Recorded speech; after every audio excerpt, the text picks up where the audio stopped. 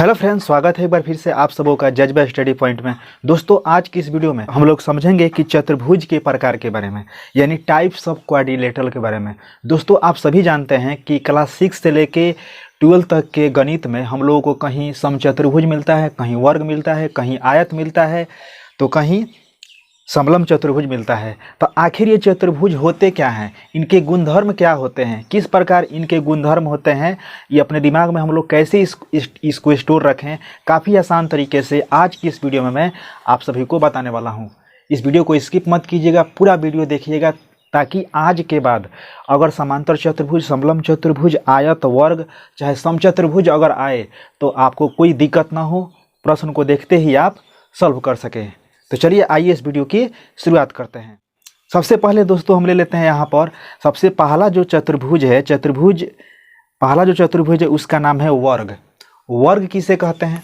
तो वर्ग की परिभाषा कहता है कि एक ऐसा चतुर्भुज जिसकी चारों भुजाएं बराबर होती है और प्रत्येक कोण 90 डिग्री का होता है, वर्ग कहलाता है। मतलब ये कह रहा ना, जैसे मान के चलिए आकृति है, ये क्या है, इसकी चारों भुजाएं, ये जो चतुर्भुज दिया गया है ABCD, इसकी चारों भुजाएं आपस में क्या है, बराबर होती हैं और प्रत्येक कोण इसका 90 डिग्री का भी है। इसका प्रत्येक कोण 90 डिग्री का है, इसीलिए क्या है, ये वर्ग है। वर्ग की परिभाषा क्या कहता है? चतुर्भुज के वर्ग की परिभाषा कहता है कि ऐसा चतुर्भुज जिसकी सभी भुजाएं बराबर हो और प्रत्येक कोण 90 डिग्री का हो, उसे हम लोग वर्ग कहते हैं। थोड़ा सा वर्ग के विकर्ण के बारे में भी जान लीजिए। अब विकर्ण क्या होता है? तो किसी भी आकृति के दो सम्मुख भुजाओं को मिलाने वाली रेखा को विकर्ण कहते हैं।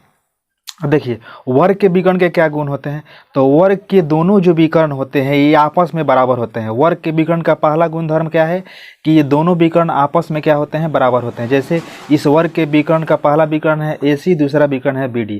ये दोनों विकर्ण आपस में बराबर होते हैं और ये दोनों विकर्ण एक दूसरे को समकोण पर समद्विभाजित करते हैं। याद रखेंगे, ये दोनों विकर्ण एक दूसरे को समकोण पर समद्विभाजित करते हैं। और इसके साथ ही साथ एक और बात आप लोग याद रखेंगे कि वर्ग के जो विकर्ण होते हैं शीर्ष कोण को समद्विभाजित कर देते हैं। मतलब यहाँ पर ये जो कोण है ना, इसको क्या करते हैं, ये चारों विकर्ण समद्विभाजित कर देते हैं, यानी आधा आधा कर देते हैं। यानी यहाँ पर 60 डिग्री है तो ये क्या हो जाएगा, 30-30 हो जाएगा। यहाँ पर 90 डिग्री है तब 45-45 हो जाएगा। मतलब ये क्या करते हैं, शीर्ष कोण को समद्विभाजित कर देते हैं वर्ग।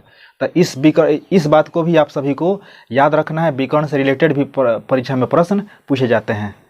अब दोस्तों मैं बात कर लेता हूँ अब अगले चतुर्भुज के प्रकार आयत के बारे में। आयत को अंग्रेजी में रेक्टेंगल कहते हैं।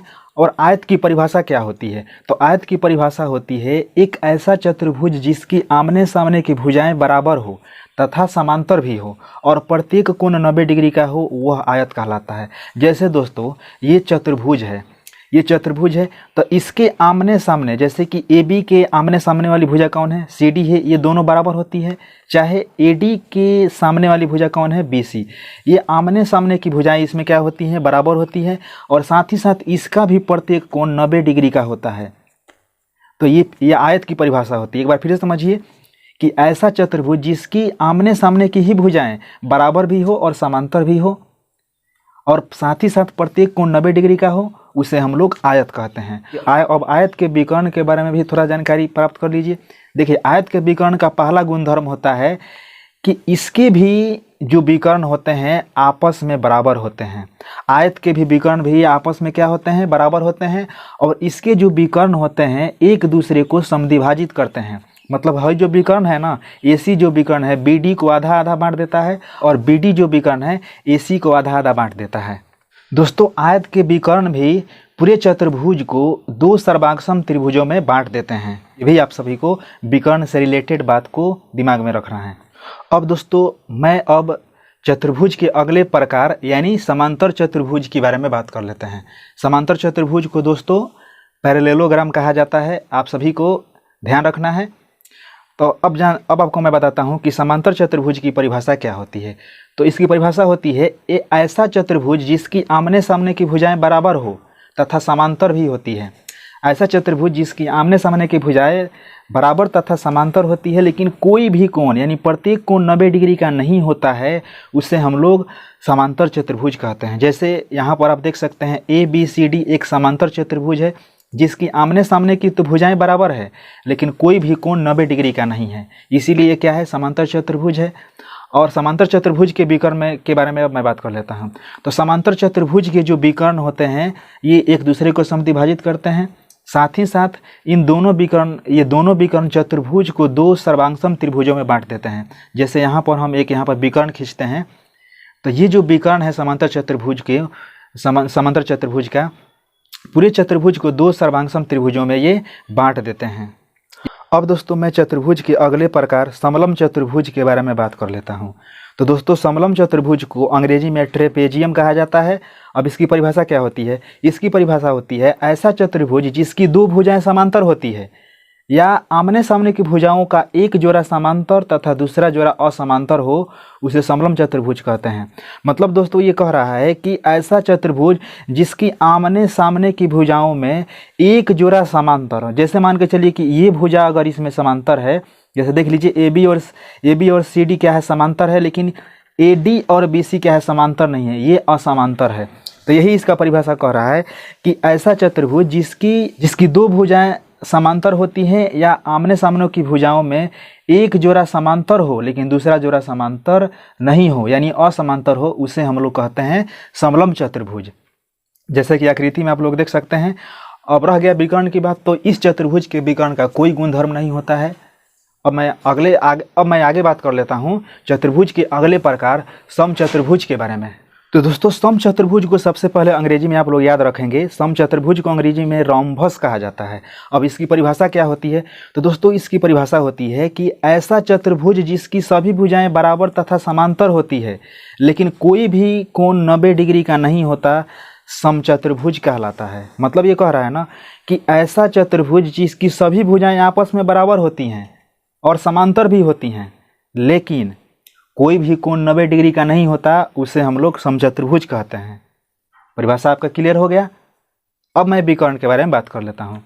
तो समचतुर्भुज के जो विकर्ण होते हैं ये एक दूसरे को 90 डिग्री पर समद्विभाजित करते हैं। आपको याद रखना है समचतुर्भुज के जो विकर्ण होते हैं एक दूसरे को 90 डिग्री पर समद्विभाजित करते हैं।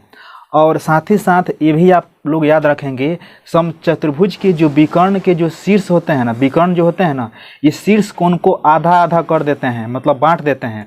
अगर यहाँ पर जैसे कि 70 डिग्री है कोण तो ये कोण कितना हो जाएगा 35, ये भी 35 हो जाएगा। अगर ये पूरा 80 डिग्री है तो ये हो जाएगा 40 डिग्री, ये भी हो जाएगा 40 डिग्री। मतलब कोण क्या होता है इसमें आधा आधा बंट जाता है। समचतुर्भुज के विकर्ण भी इसको दो सर्वांगसम त्रिभुजों में बांट देता है। तो दोस्तों हम आप सभी को अभी जितना चतुर्भुज के प्रकार बताए हैं आप सभी को एक बार फिर से रिवीजन करा देना चाहता हूं। तो देखिए ध्यान से। तो वर्ग किसे कहते हैं? देखिए यहाँ पर वर्ग की परिभाषा फिर से दोहराते हैं। एक ऐसा चतुर्भुज जिसकी चारों भुजाएं बराबर होती है और प्रत्येक कोण 90 डिग्री का होता है वर्ग कहलाता है।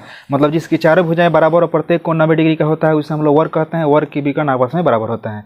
दूसरा का परिभाषा हमने समझाया था कि ऐसा चतुर्भुज जिसकी आमने सामने की भुजाएं बराबर होती है और प्रत्येक कोण 90 डिग्री का होता है उसे हम लोग आयत कहते हैं। उसके बाद तीसरा का परिभाषा है समांतर चतुर्भुज। ऐसा चतुर्भुज जिसकी आमने सामने की भुजाएं बराबर और समांतर होती है लेकिन कोई भी कोण 90 डिग्री का नहीं होता है उसे हम लोग क्या कहते हैं? समांतर चतुर्भुज कहते हैं। समांतर चतुर्भुज की परिभाषा होती है कि ऐसा चतुर्भुज जिसकी दो भुजाएं समांतर होती है या आमने सामने की भुजाओं का एक जोड़ा समांतर अथवा असमांतर होता है उसे समलम चतुर्भुज कहते हैं। उसके बाद वर्ग की परिभाषा बताए थे कि ऐसा चतुर्भुज जिसकी सभी भुजाएं बराबर होती हैं लेकिन कोई भी कोण 90 डिग्री का नहीं होता है उसे हम लोग समचतुर्भुज कहते हैं। तो दोस्तों इस वीडियो में मैंने भुज के जितने भी प्रकार होते हैं सभी प्रकार को मैंने काफ़ी अच्छे ढंग से समझा दिया हूं और आशा करता हूं कि आप सभी को ज़रूर समझ में आया होगा। अगर आपको कहीं समझने में दिक्कत लगता है, कोई कमी लगता है तो आप हमसे कमेंट करके ज़रूर पूछिएगा। तो मिलते हैं अगले वीडियो में। दीजिए इजाज़त। नमस्कार।